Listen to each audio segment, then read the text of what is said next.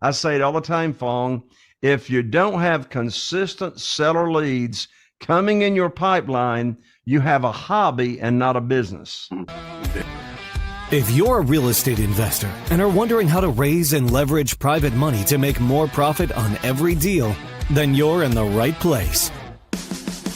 On Raising Private Money, we'll speak with new and seasoned investors to dissect their deals and extract the best tips and strategies to help you get the money, because the money comes first. Now here's your host, Jay Conner.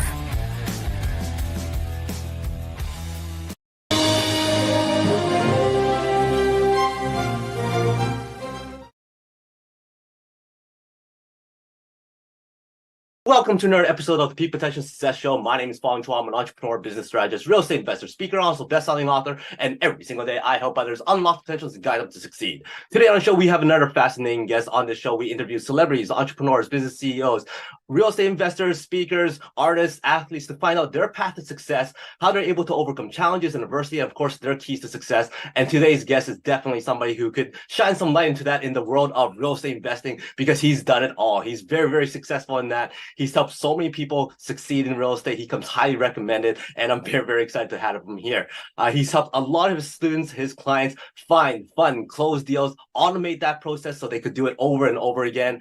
His courses has also impacted over 98,000 students, and he's coached over 2,000 investors as well to succeed in real estate, showing them how they can actually get 3 deals a month in less than 6 hours a day, buying real estate without banks, and also finding secret sources of funding so that they can be able to be successful as well. He's an author. He's also known as the private money authority. So please welcome real estate investor, expert, and coach, Mr. Jay Conner. Hello, Fong. My lands, I think that's like the most energetic and enthusiastic introduction I have ever had after being on thousands of podcasts. Well, thank you very much for that. I'm very, very excited to have you here. It's always a pleasure speaking with people with your expertise and your experience when it comes to real estate investing. But before we dive into private money and all that great stuff that you're teaching people now, I'm very interested as to how you started, because I'm pretty sure you did not come out of the hospital going, you know what, I'm going to become a real estate investor. So what was that path? What were you before being in real estate?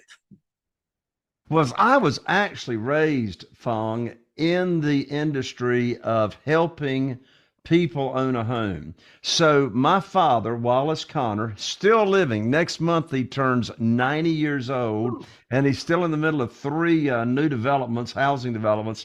So my father had a company that helped people own affordable housing. So I was raised in what's called the mobile home industry, or manufactured housing industry.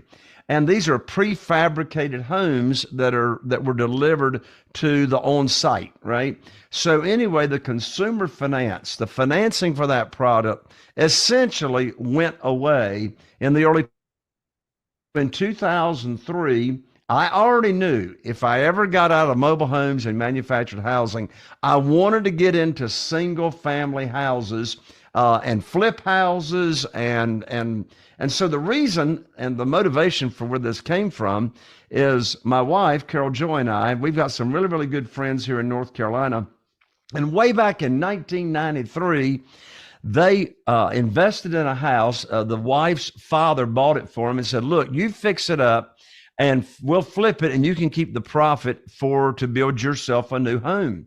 And so they did. In less than 90 days, they made $30,000 all the way back in 1993. And I thought to myself, whoa, I'm trying to make $3,000 on a single wide mobile home. If I ever get out of the mobile home business, I know what I want to do. So that's why. So my wife and I, we started all the way back in 2003. Since that time, we have flipped over 500 rehabs. And still doing it. And we started using private money in 2009 after we'd been in the business for 6 years. So, like you said, Fong, I just didn't wake up one day and say, you know what? I think I'll go raise me some private money. No, the growth takes place in the valley, right? Growth takes place, personal growth, business growth typically takes place when there is a problem. And Fong, I tell you, I remember it like it was yesterday. I'd been using the local banks. That's all I knew to do. I'd been using local banks to fund our real estate deals the very first 6 years that we were in this business. And so I remember it like it was yesterday. Fong, I know this is going to be hard for you to believe, but we actually still have handsets, telephone handsets with cords here in North Carolina. I picked up my phone in January of 2009, and I called my banker. And I told him that I had 2 deals under contract, 2 houses under contract to buy. And my banker and I, we'd had this conversation for 6 years. I'd already done a ton of deals. And I learned right there in that conversation, Fong, that my line of credit had been closed with no notice. And I said to my banker, I said, what in the world do you mean you've shut down my line of credit? My banker said, Jay, don't you know there's a global financial crisis going on right now here in 2009? I said, no, I don't know anything about a financial crisis, but now I got a financial crisis because you've shut down my line of credit and I can't close on these 2 deals. And so anyway, we hung up the phone. And by the way, Fong, I tell you what absolutely drives me crazy.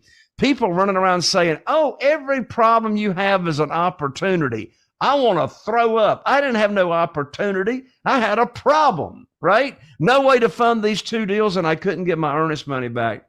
Well, my definition of coincidence is God's way of staying anonymous.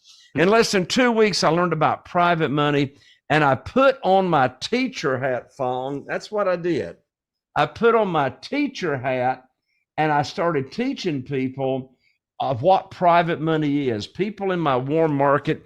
And so I was teaching my private lending program that I was going to offer to people. And in less than 90 days, I was able to raise $2,150,000 in new private funding. So you know what? That was the biggest blessing in disguise, Fong, that I've had in this business in all these years, was getting cut off from the bank. And you know what? Since that time in January 2009, I've never missed out on a deal for not having the funding.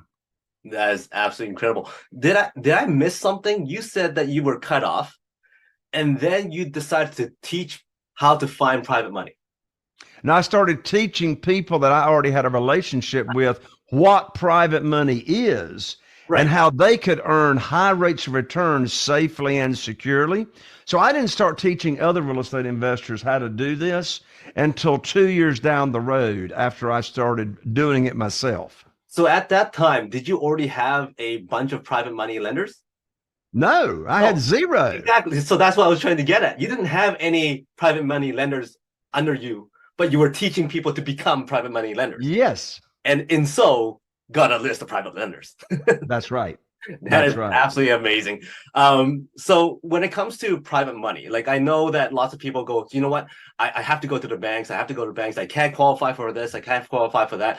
But in the end, you can only go to banks for so many times, and then eventually you run out of money, no matter how much money you have. So when it comes to private money, how big of a deal is relationships? And how do you build strong relationships so that you can keep those private lenders happy? Yes, that is so foundational. So one way we build relationships is I never pitch a deal. I've never pitched a deal. In fact, part of the answer to your question, Fong, is I've never asked anybody for money. And they say, Jay, how do you have $8.5 million of private money funding at your disposal that you use from project to project, and you've never asked anybody for money? Well, here's the secret sauce. Again, I put on my teacher hat, and first of all, I teach my program. In other words, the traditional way to borrow money, Fong, is you go to the local bank, you get on your hands and knees, and you put your hands underneath your chin, and you say, please fund my deal. Please fund my deal. But in this world of private money, there's no asking for a mortgage. It's offering a mortgage. So we separate the activity of teaching our private lending program. And here's another big thing. When I borrowed money from the banks, they put the program together. They set the interest rate. They set the frequency of payments. They set the maximum loan to value. Well, it's the opposite of that in this world. We, as the borrower, as the real estate investors, we set the program, we set the rate, we set the frequency of payments. And so, again, we're teaching how people can get high rates of return safely and securely, either by using their investment capital or their retirement funds. So first of all, we teach the program. It takes about 20 minutes to go through how someone can earn high rates of return safely and securely and be totally passively involved in real estate. So they like the program. They tell us how much they have to work with, investment capital, or maybe they've got retirement funds and they're not happy with the returns they're getting on the retirement funds. Well, in that case, we introduce them to the self-directed IRA company that we recommend. And that, by the way, is Quest Trust in Houston, Texas. Well, guess what? Over half of our private lenders, I got 47 right now. You don't need 47. You need one or two to start. But over half of them are using their retirement funds that they've transferred over penalty-free, tax-free, and then they loan us money out on our deals. And so, again, here's the secret. Teaching the private lending program, what it is that you're going to offer. And by the way, I've got a book here that at the end of the show, I'm going to give out to everybody for free. And in the book, it's got the exact private lending program that we teach. They tell us how much they got to work with. And then, Fong, the next part that is so important is we get our deals funded by calling up our private lenders with what we call the good news phone call. So we don't call them up to pitch a deal. We call them up, and here's the exact script. We say, I've got great news for you. I can now put your money to work. Well, guess what? They've been waiting for the phone call, particularly if they move their money over to the self-directed IRA company. They're not earning any money on that money until they fund your deal with that money. So we call them up with the good news phone call, and we say, I've got great news for you. I can now put your money to work. And then we tell them 4 bits of information about the deal. I've got a house in Newport, so I tell them where it's located. The after repaired value is $200,000. I tell them the after repaired value. The funding required is $150,000. I know they got $150,000. They already told me that 2 weeks ago. And the closing date is next Wednesday, so you need to have your funds wired to my real estate attorney by next Tuesday.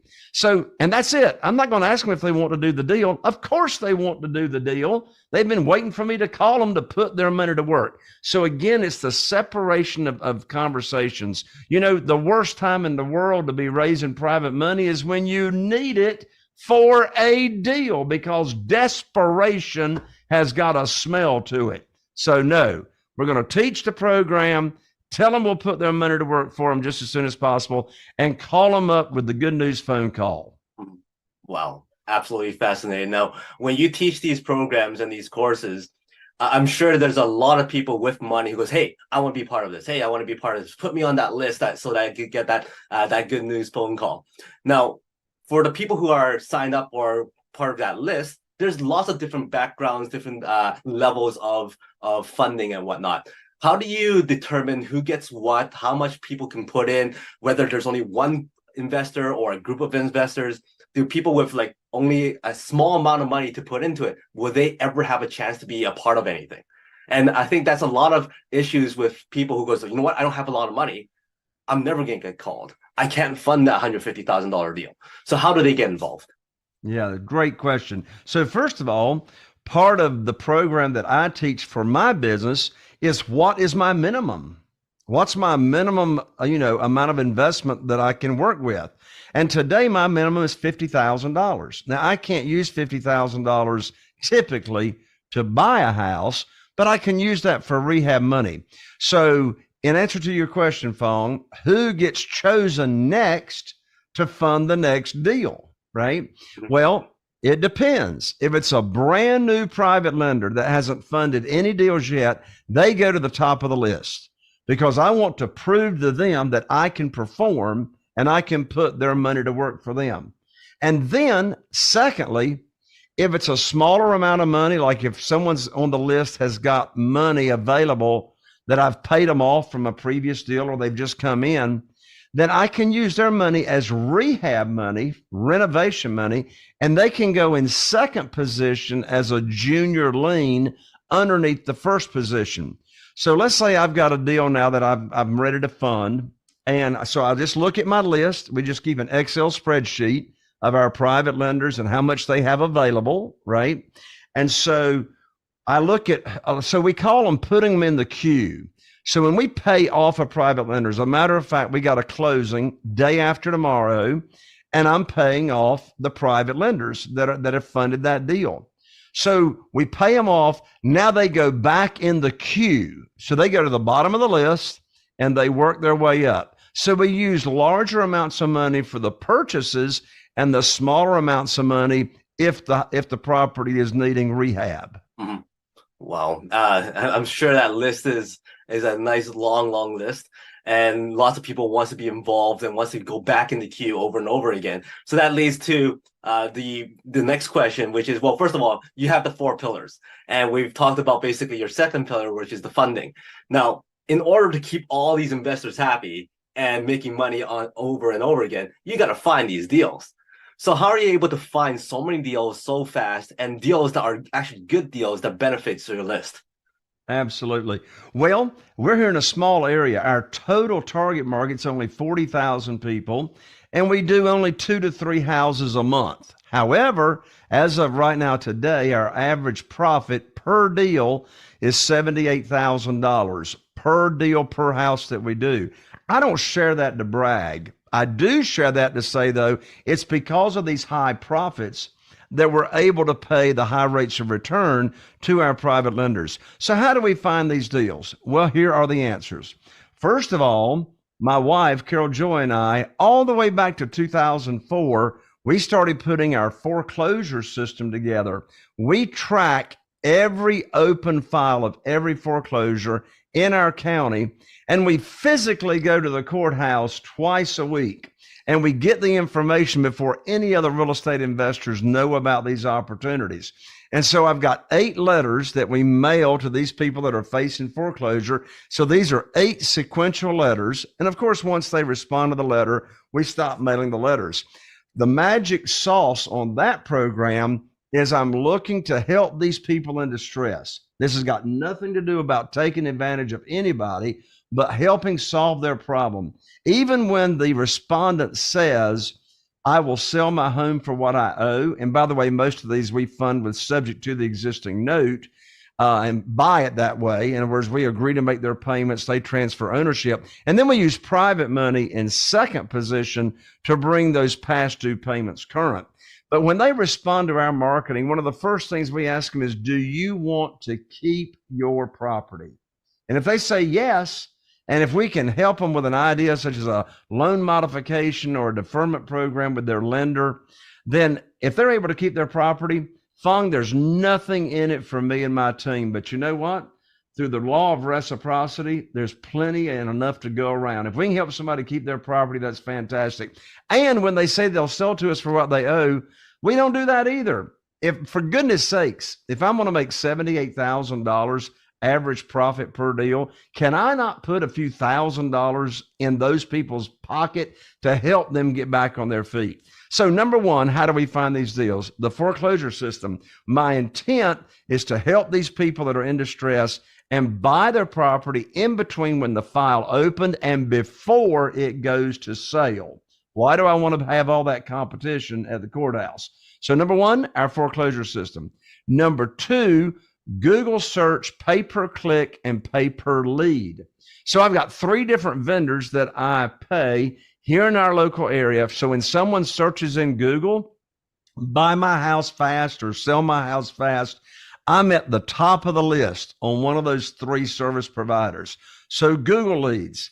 Number 3, Facebook ads, paid ads. So I've got 2 different Facebook campaigns that I run. One is what we call is distressed owners, and the other one is what we call the generic campaign. Those campaigns are just a picture of me holding a sign, a bandit sign, a yellow bandit sign that says I buy houses, and our phone number that goes to our answering service. So paid Facebook ads that show up in people's news feeds. In addition to that, we have a full-time, 40-hour-a-week outbound caller that's calling and texting. So we got all kinds of lists: special absentee, out-of-state absentee, Tired landlords right now is the hottest list. Tired landlords in our area. And so I have a lead manager that makes sure none of our leads fall through the crack. And we also mail to pre-probates as well. And so those are the majority of the ways that we consistently every day are sourcing leads. And you know what? I say it all the time, Fong. If you don't have consistent seller leads coming in your pipeline, you have a hobby and not a business. Very, very true. And that's, I think, unfortunately, lots of investors are that way. They don't have that consistent leads coming in, and eventually their pipeline dries up, and then they go, okay, what do I do now, kind of thing. Now, you kind of mentioned a lot about the automation part of it too, having the auto calling list going out and having other people employed to help you do those calls or follow up on leads and whatnot. So you've also helped a lot of people get into real estate investing. Now, for a person who's like, okay, I really want to get into it, but look at Jay. Jay's already covered the entire market. How am I going to compete with that? So what do you tell the people who are up and coming, trying to get into the market? How do they start? So the best way and advice that I can give on starting is don't try to be right there in the middle of the city competing with all those other real estate investors. The best markets are to go into the suburbs and to the outlying markets. So are there other real estate investors here in my area? Sure, but there's not many. I'm the only consistent game in town that is marketing every day that I know of. So I say the smallest, like my area is only 40,000. I mean, you don't have to be in a market of hundreds of thousands of people to be really, really successful when you can dominate a small market. I would much rather be a big fish in a small bowl than a tiny fish in a big bowl. Wow, that's very good stuff, because I know a lot of people who start off goes, hey, I'm going to go into a big pond right now and jump into it right away, because once I'm successful, I could keep on repeating that process. But what they don't think about is, what if it doesn't work? Then you're really like stuck in a spot where you don't know where to go. I know, talking to a lot of real estate investors, that some of their best stories are the houses that they walk into and it looks like a disaster. Do you have any disaster stories or deals that just did not go according to plan that you could share with us? Well, Fong, I'm sure you've heard of this gentleman by the name of Murphy. And you know, Murphy is the guy that is the godfather of, if something can go wrong, it will go wrong. And so, like, when it comes to estimating repairs on the rehab deals we do, which, by the way, not every house is a full rehab. I mean, I buy subject to the existing note on what I call pretty houses, and there's not much renovation to those. But whenever there is a rehab going on, if you've estimated repairs of $30,000, $40,000, $50,000, I can assure you I have never, ever, after doing 500 rehabs, I've never gotten the estimation of repairs perfectly. That's why the secret is not in estimating repairs perfectly. The secret is in your offer.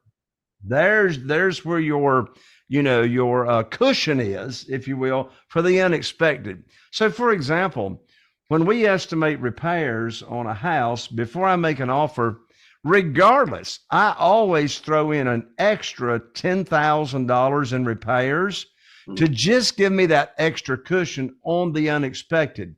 Now, I'm also going to have insurance in place, and I'm not talking about property and casualty insurance. You never want to close on a deal, and I learned this the hard way. You don't want to close on a house and purchase it if you're going to rehab it without a home inspection. Don't ever buy a house that's got a major rehab without a home inspection.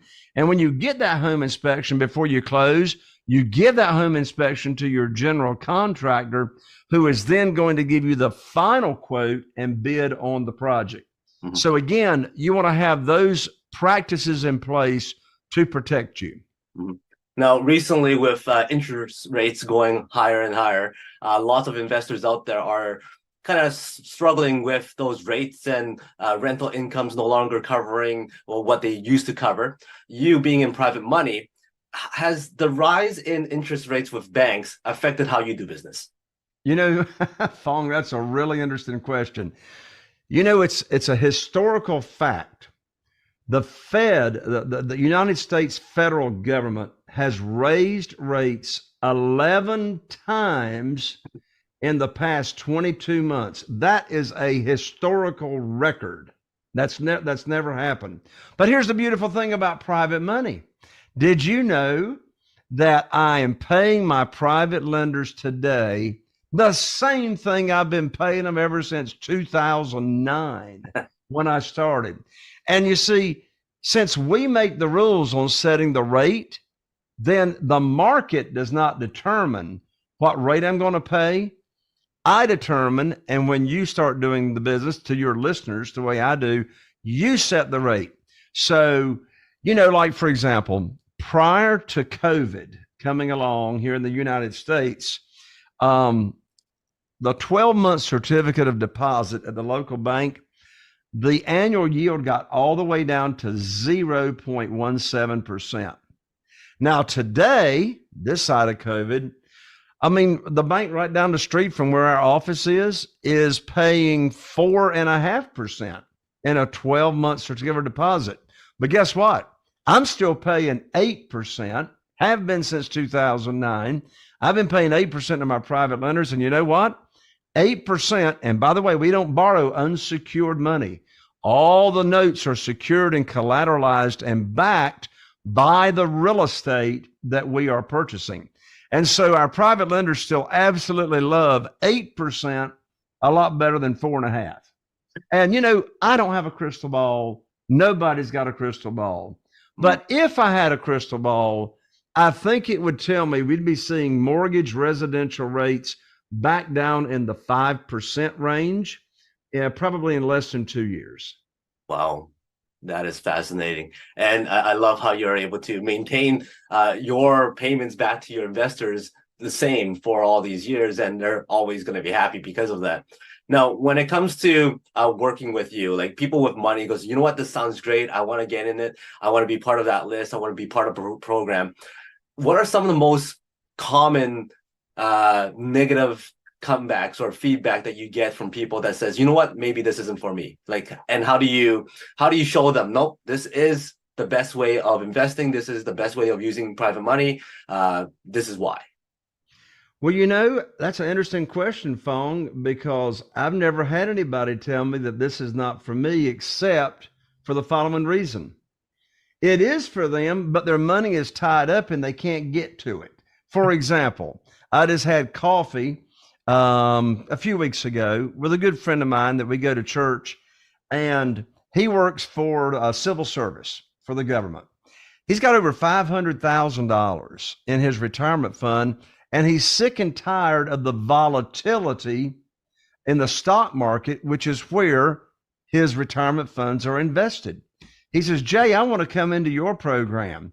So we visited. I said, well, I don't know if you can or not. Check with your plan administrator where you have retirement funds and see if you have the option to pull a portion out before you leave the company or you retire.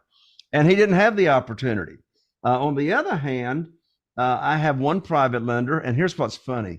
He worked for Fannie Mae. Oh, wow. One of my private lenders worked for Fannie Mae, and he had been with them for over 20 years. And when we first visited about the program, he said, well, Jay, I want to do this with you. He said, but I can't until I retire, and then I can move my funds, my retirement funds. I said, well, how do you know that? I said, contact your plan administrator. And come to find out, when he did, they allowed him to move up to 50% of his retirement funds anywhere else he wanted to go without penalty or tax, because he had been with the company for so long. So back to your question, Fong. You see, we don't have to put on our selling hat. We're not selling anybody on the program. We're not persuading. We're not trying to talk them to anybody. We simply are teaching people. We're simply putting our teacher hat on and teaching them about private money and how they can get high rates of return. And you know what? When you're not asking anybody for anything, you can't be rejected. Awesome. We talked about some of the pillars, the finding, the funding, closing is pretty self-explanatory, and then also automating that process. Now, the thing is, you've also showed a lot of your students and your clients how they're able to find, close 3 deals a month in less than 6 hours of work a week. Now, I'm assuming that has to do with your 4 pillars, but if you could give us a wide shot as to how that works. How does one do 3 deals a month in less than 6 hours of work?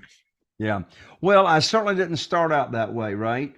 So we had to build the processes and put them in place, which I also teach that whole process to other real estate investors as well at our live events and our mastermind meetings and such. But how does that work? Well, when I started out, it took me a full year to really get the processes automated. I mean, I was running around, 50, 60 hours a week with my hair on fire. And so the definition of automation is you're either using technology and you're using other people. So I'll just give you one example on how to really automate this business. And that is, how do you communicate with your team and how do you stay on top of all of your prospective sellers of houses? And we sell a lot of houses on lease, purchase, rent to own as well. How do you keep up with all them? Well, I tell you what, Fong, I was a disorganized mess for a long time. I was trying to run this business off of notes on yellow legal pads and Post-it notes posted all over the place. And when I really started getting everything streamlined is when I got an excellent customer relationship management software. And there's all kinds of good ones out there. But here I'm telling you, you will have deals falling through the crack. You will not be able to automate this system without an excellent software program to keep up with all your leads. And like I have a full-time acquisitionist. So I said it's either technology or people. In my case, it's both. So Kim has been our acquisitionist that talks to all of our potential sellers. And you know what? I haven't talked to a seller in years myself. So the leads come in. Well, all the seller leads come in from those sources that I talked about earlier. All those leads come in and they automatically go into our software. So I don't have to have someone manually typing all those leads into the software. So now once they get in, now my acquisitionist is notified that, hey, you got a new lead. So now it's my acquisitionist job to call and text that seller lead until we get them on the phone. How else do we automate it? What if she can't get up with somebody after trying 3 times a day for the first 3 days? Then they automatically go into our software nurturing sequence, which is follow-up text that I've already pre-written, follow-up emails. So, but let's say my acquisitionist, Kim, does talk to a seller. Well, so then she will go into the notes in our software and I'll be notified as to the initial conversation. So then all I'm having to do from the automation standpoint, Fong, is go into the software, look at the numbers, see if it makes sense for us to go take a look at the house. And then I'll send a note back in the software. My acquisitionist will coordinate our team, our contractor, our realtor to go look at the house. They'll estimate repairs. And now she puts all that estimation back in the software. I'll look at the numbers and I'll tell her what offer to make based off of our all cash offer formula. My total involvement on a deal of buying it myself, I'm making the decision on what to offer. But really, from the automation standpoint, Fong, I've only got 2 major responsibilities. Number 1, personally, I got to make sure the marketing machine is turned on all the time and we've got all these seller leads coming in. So my second responsibility is to tell our acquisitionist what's the offer. What's the offer on the property? And then the team communicates all that. My total involvement on a deal typically is going to be less than an hour. Wow. Absolutely amazing. Now, one thing that lots of people are afraid of who are at that level of hiring people on, adding them on their team, automating everything, is that what if that person I'm bringing on steals those clients or steals those deals and then go off on their own. How do you maintain your team so that they still are motivated to stay with you and work with you and building that team even stronger? Well, I've actually got two comments on that, Fong. Number one, to be the entrepreneur that's running the show, that's running the business, you have to have an understanding of all the pieces. Most people that come on to your team are not interested in understanding all the pieces. For example, our acquisitionist, she does a fantastic job talking to sellers. But as far as how I get the private money, she's not involved in that at all, as far as the raising of the private money. So each of our team members have specific responsibilities that they're focused on and that they are responsible for. My other comment, Fong, is that I have got a mindset of abundance, not scarcity. There's plenty to go around. And if I can be a part of someone becoming their own entrepreneur and starting the business themselves, then that's a win as well. That's perfect. Now, lots of people like yourself are able to surround themselves with other people who are successful, who are able to bounce ideas with and all that kind of stuff. I'm assuming that you have your team, your group of people that you mastermind with, that you bounce ideas with. What are some of the best things that you've ever heard from your mentors, your coaches, that change your trajectory as to how you're successful you are? Yes. Well, for one thing, my wife, Carol Joy, and I, we are a member of 3 mastermind groups, all related to real estate investing. So we are all the time surrounding ourselves with other people, right? And then we have our own mastermind group that we run to where we are actually the facilitators. So to my knowledge, it was Napoleon Hill that coined and developed and made popular this idea of the mastermind. And yeah, I just can't imagine being in this business by myself and not surrounding myself with other people. So one of the concepts I picked up that you ask about that really has lended itself to me being successful, I got it from the mastermind group that I was a member of. They were talking about how they schedule everything on their calendar and they don't have to-do lists, but they put all the important things to get done on their calendar. So I came up with the phrase, successes are scheduled. Successes don't happen by accident. So if something is important enough to do, get it on your calendar and get it scheduled. That's great advice there. I'm going to ask one more formal question to you before we jump into some fun questions. And that is, if you had an opportunity to speak to the world on a world stage, one message that you want everybody to remember Jay for, what would that message be? Be authentic, be sincere, lead with a servant's heart. And when you and here's the phrase I would want to be known for. Jay Conner is known for the quote, "It's all about sowing. It ain't about reaping." It's all about sowing. It ain't about reaping. I can't be reaping anything until I have given and served and sown first. Mm-hmm. Keep your mind and your focus serving on the other person, and you're not going to have to worry about yourself. Nicely done. Great words to live by.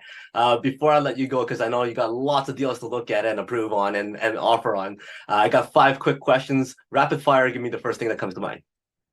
You're stranded on a deserted island, and you get one food to eat for the rest of your life, no consequence. What would that be? One food to eat? Yep, no consequence. So you're not going to be unhealthy. That's a hard question to answer because obviously I love all the food, but if there is only one that I could eat, it would be cheese. I love cheese. Just blocks and blocks of cheese everywhere. Hollywood calls and goes, "Hey, Jay, your story is absolutely amazing. We would love to do a biopic on you. Who would you like to be casted to play you?" Oh, who to play me? Oh, well, this has to be somebody that's known out there? No, it doesn't matter. As long as you want them to play you, it's all good. All right, very good. Well, that would have to be one of my best friends at church, Aubrey Spence. He plays me better than I play myself.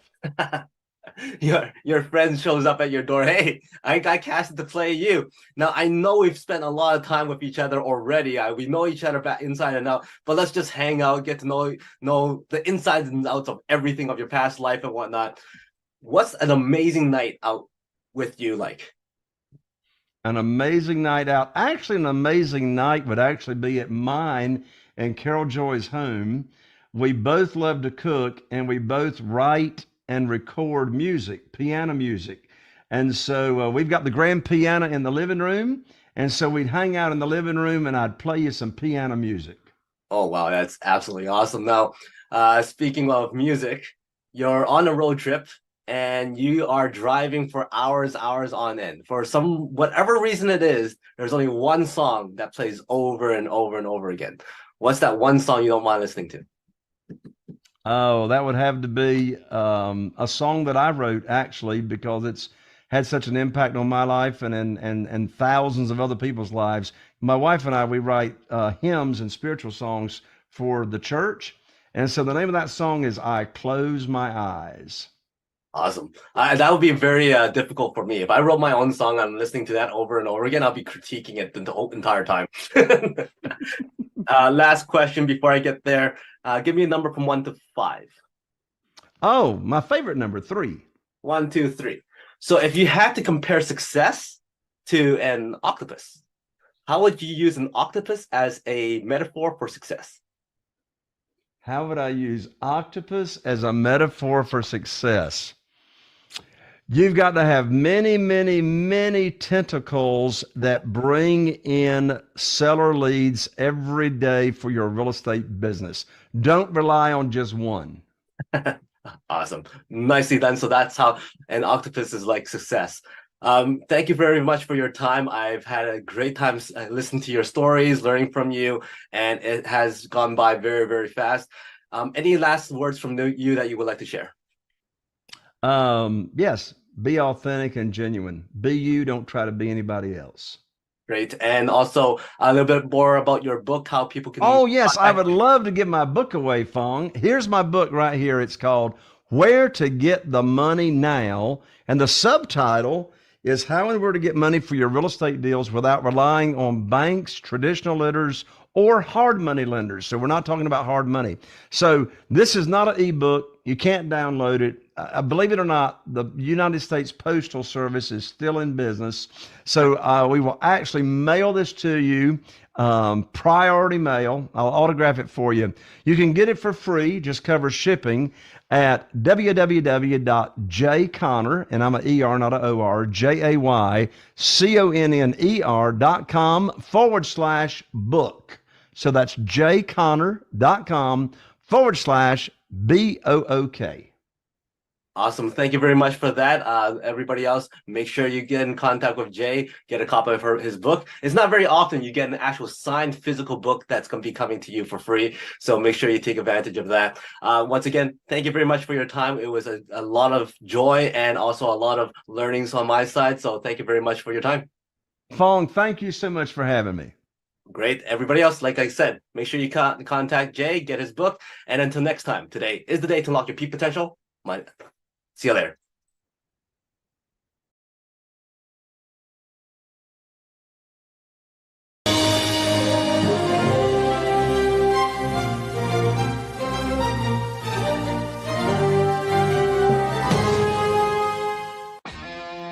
Are you feeling inspired by the knowledge you gained in this episode? Then head over to jayconner.com/moneyguide. That's JCONNER.com/moneyguide. And download your free guide that shares 7 reasons why private money will skyrocket your real estate investing business right now. Again, that's jayconner.com/moneyguide to get your free guide. We'll see you next time on Raising Private Money with Jay Conner.